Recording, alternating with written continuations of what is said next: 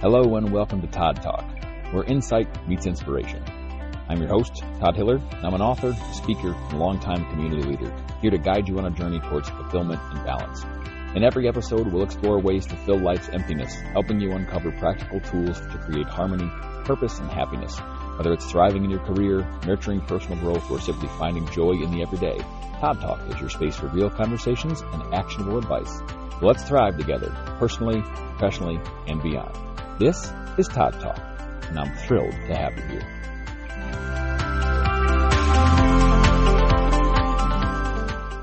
I have learned that being a good communicator doesn't mean filling silence. It means allowing people and the other person in the conversation the space to say what's on their mind. And I think a lot of times when we talk to other people, we do a few different things that get in the way of being a good communicator. And full disclosure, I have always been a talker.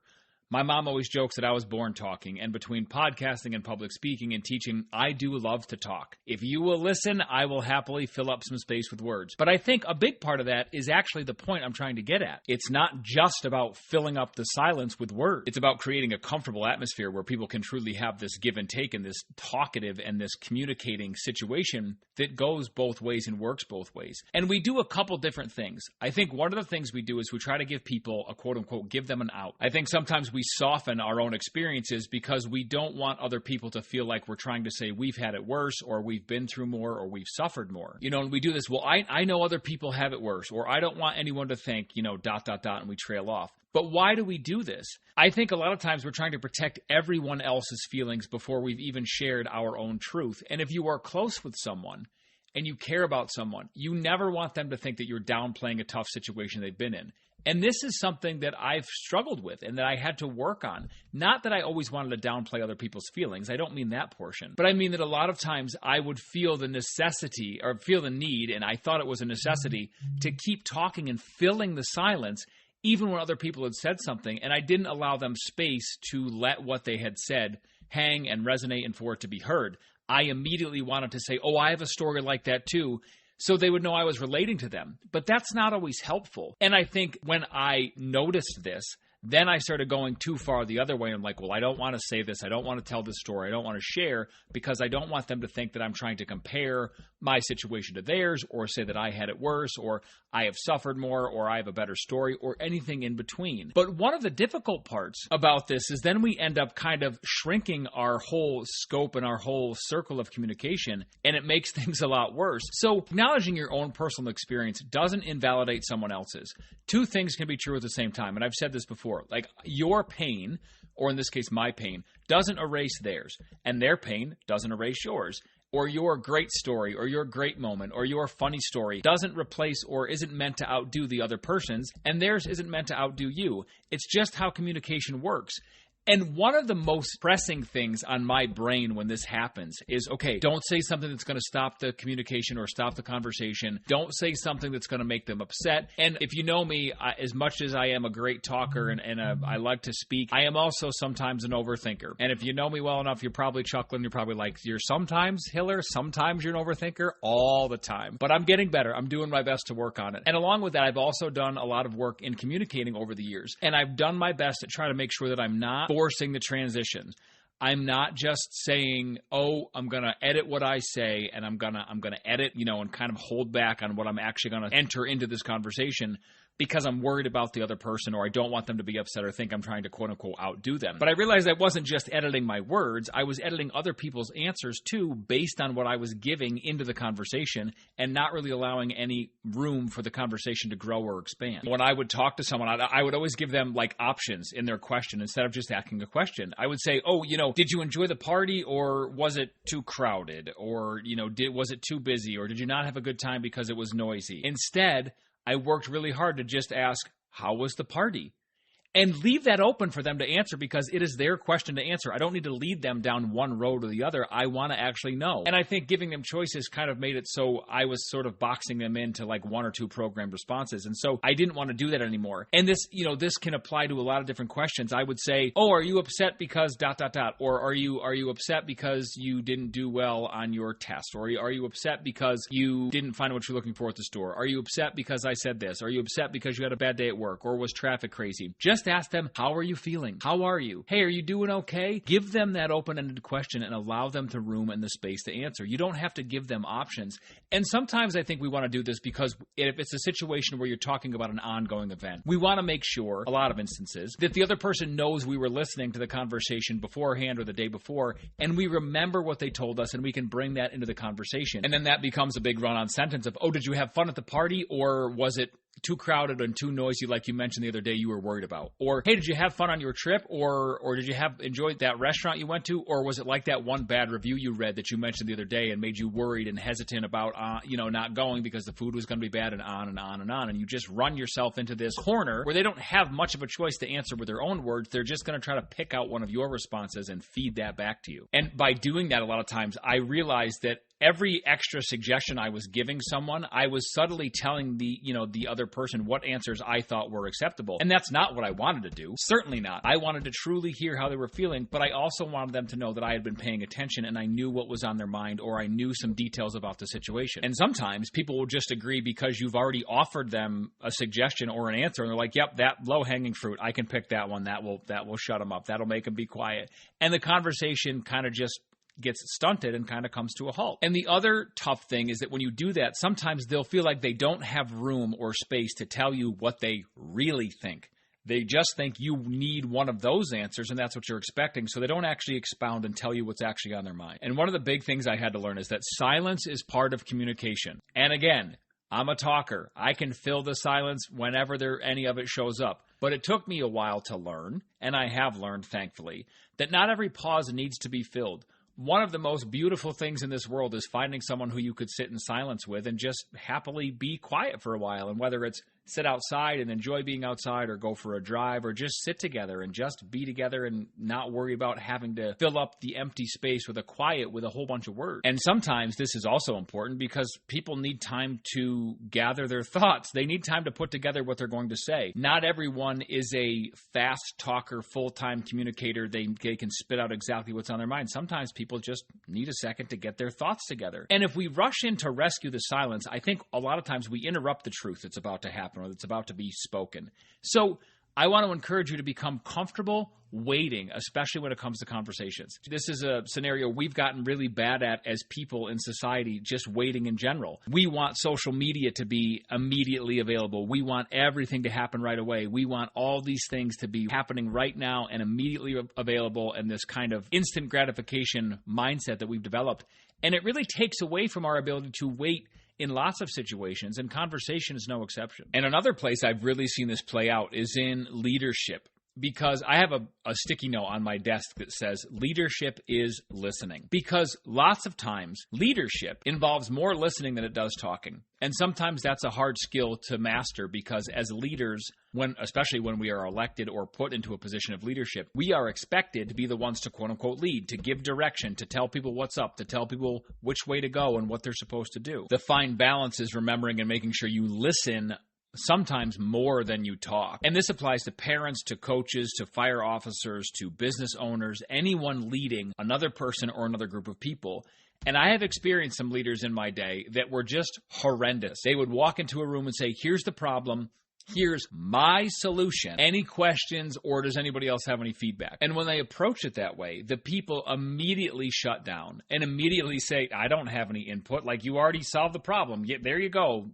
Sir, bud, chief, ma'am, whoever, whatever the case may be. You've already solved the problem. You told us what the problem was. You told us how you were going to solve it. And then even though you asked us for our input or if there are any questions, we knew you didn't actually mean it. And when I say I've lived that firsthand, I mean it. And I think it shuts down everybody in the room. And the people sitting there know you don't actually want my opinion. You solved your own problem. You don't require any other input, so we're just going to sit here and be quiet. Realistically, that conversation is already over. It was over as soon as it started. Now, on the contrary, I've had fantastic leaders who ask the entire group or the individual person, what are you seeing? What concerns you? What am I missing? And that's a huge one. What am I missing? Hey, what haven't I thought of? That opens the door for people who you are working with to be like, oh, well, he or she is okay if I give them some feedback and some insight. Because what's our natural proclivity? We worry that the person in charge, if we make a suggestion to the quote-unquote leader, and we point out something they didn't think of or they missed, we think, oh, they're going to be furious with me. I can't point out their faults or what they missed. Like, they're going to get so angry at me because they're supposed to be the ones in charge. The best leaders in this world know that everybody has something that they're really good at seeing or doing and knowing, and highlighting those strengths and allowing people the space to use those can go so far in this. And those questions also invite ownership, and they invite their own version of leadership. People who feel heard are far more willing to help solve problems than people who think that the quote-unquote leader has already come up with an answer and a solution and doesn't require anybody else's input. And I think this might be the most important lesson of this episode, is that being heard changes everything. One of the deepest human needs is people want to feel understood. They want to feel heard and seen. They don't want to feel fixed. They don't want to feel corrected or interrupted. They just want to be understood and listened to. They just want to be heard and seen. And one of the most beautiful things you can do for someone is not only tell them and remind them, hey, I see you, I hear you, your feelings are valid, I'm right there with you, but behave in a way that lets them know that. Give them space to answer however they want. Give them space to tell you what's actually on their mind. Don't give them suggestions when you ask them a question of how you think they should answer. Ask an open-ended question and let them tell you what's actually on their mind and in their heart. And this can go a really long way with kids too. If you have kids or you know kids and you spend time with little ones, and not just little ones, people in general, but especially kids and your own kids, they want to be your best friend and have you see them and hear them and listen to them so badly. Give them the time to say what's on their mind. And I've encountered some people in this world too, and this sometimes it happens with the elderly, I think, that we start speaking for other people. Someone will ask an older person a question, and right away the other person with them, maybe their spouse or their best friend or whatever, starts to answer, oh, well, he thinks X, Y, and Z. When in reality, that might be the furthest thing from the truth. But the other person never had a chance to actually say what was on their mind because the other person went and ran right over them and gave a response for them. And guys, listen, sometimes I know that it's uncomfortable. Sitting and waiting for someone to speak, sometimes that silence that stretches out in front of us, we're like, well, are they going to say something? Do they not want to say something? Do they want me to say something? What's going on here? Like, I don't know what they're thinking. I'm not sure what to do. I get it. It can be uncomfortable. But I promise that's okay. The silence and the space created is okay. The good news is the more you communicate, one, in this way, and also with particular people that you communicate with often, you will get to understand the silences and the pacing of the conversation and the pauses. Don't run right headlong into the silence and be like, oh, have to give it words, and not stop talking. Let it be silent. Let it be quiet for a minute. Let them give you a contemplative answer and let them give you something that is truly in their heart and on their mind, and give them the chance to form words to say it rather than just answering quickly with kind of a one-off canned response that they might give because they feel pressured that you're sitting there waiting for them to speak. And ironically, becoming a better communicator often means speaking less and listening more. And like I said, I have that sticky note on my desk that says leadership is listening. And when I was a chief officer in the fire service, I really did my best to make sure that people knew they could come to me with ideas. They could come to me with suggestions.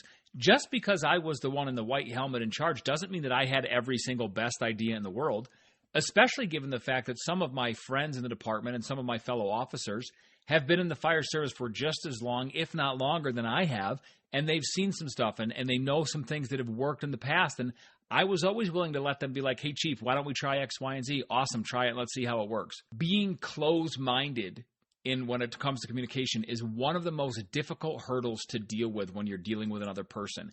If you're working with someone who has a closed mind, and whether it's their beliefs or their system of listening and communicating and system of doing things and just saying, hey, this is my way or the highway, I'm in charge, I don't need your input, that is such a struggle to get over.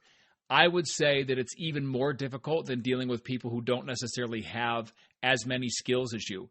Some people are willing to help and work, and they'll do whatever you ask them to and give it their best effort. That is a lot easier to deal with and work with and keep making a continual, consistent effort than it is dealing with someone who doesn't want anybody else's opinion or doesn't want anybody else's help because they think they know every single thing and they don't require any assistance from anyone. There's a quote that says, you cannot open a closed mind, and it's so true. Sometimes when it comes to communication or someone's mind and they think, oh, I always know what to do, I don't want your opinion, there is no way to open it. They're always going to be like that. So beating your head against the wall and trying to communicate with them gets so frustrating and feels like such a long, drug-out process. I'll tell you a quick story from when I was in college.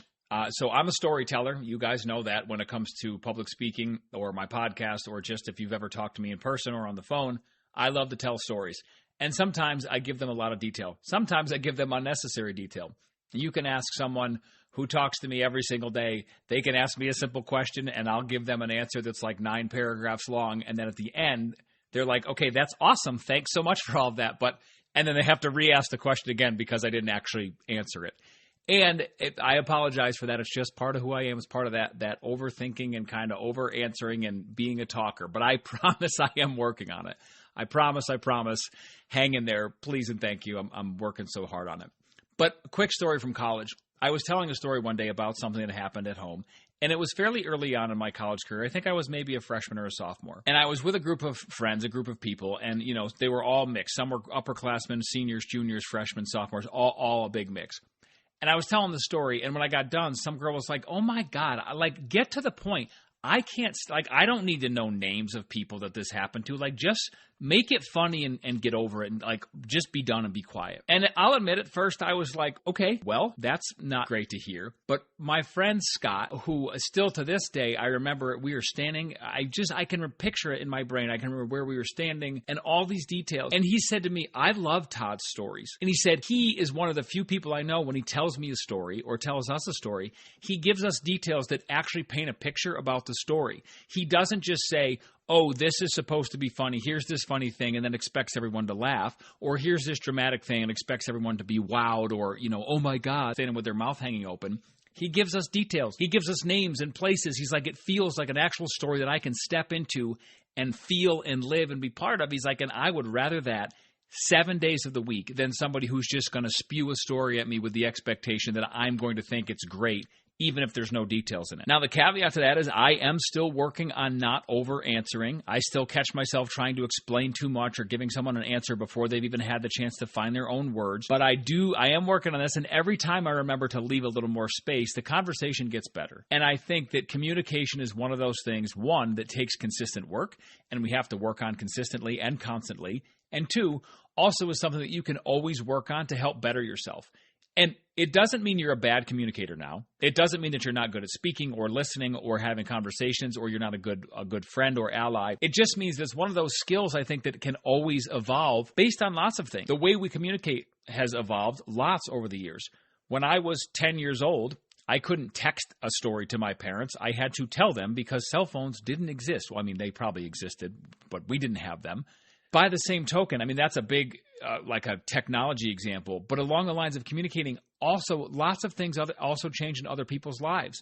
People live and they learn and they grow and they become educated and take classes and go to college and school and read different books and have different job experiences. They love different people. Their entire life keeps building on the things they need to talk about, want to talk about, and have the ability and the knowledge to talk about. And you have to allow that space to grow and evolve and change as you go. It's never going to be a one-stop shop, perfect, yes, I'm good at this now, I'm 22 years old, I never need to work on it again.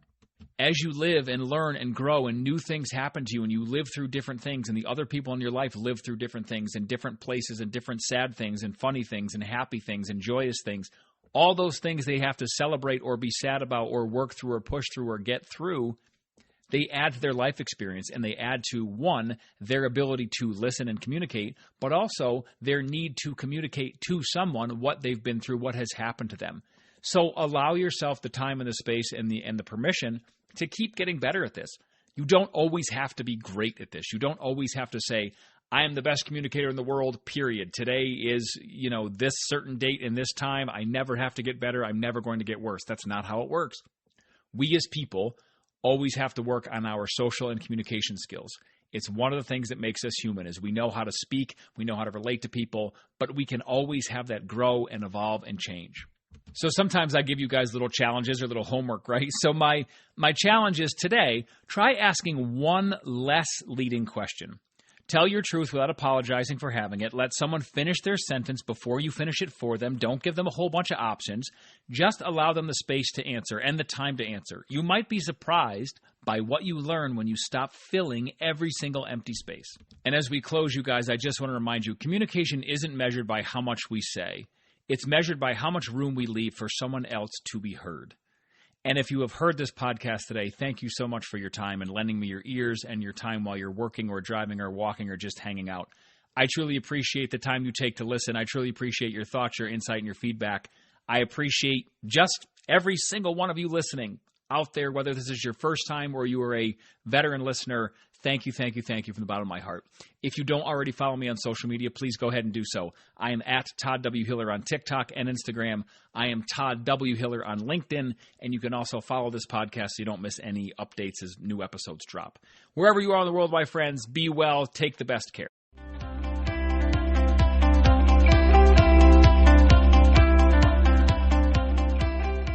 Thanks for tuning in to Todd Talk. If you've liked what you've heard, please go ahead and subscribe and follow along so you don't miss any updates or new episodes. Thanks very much and enjoy the rest of your day.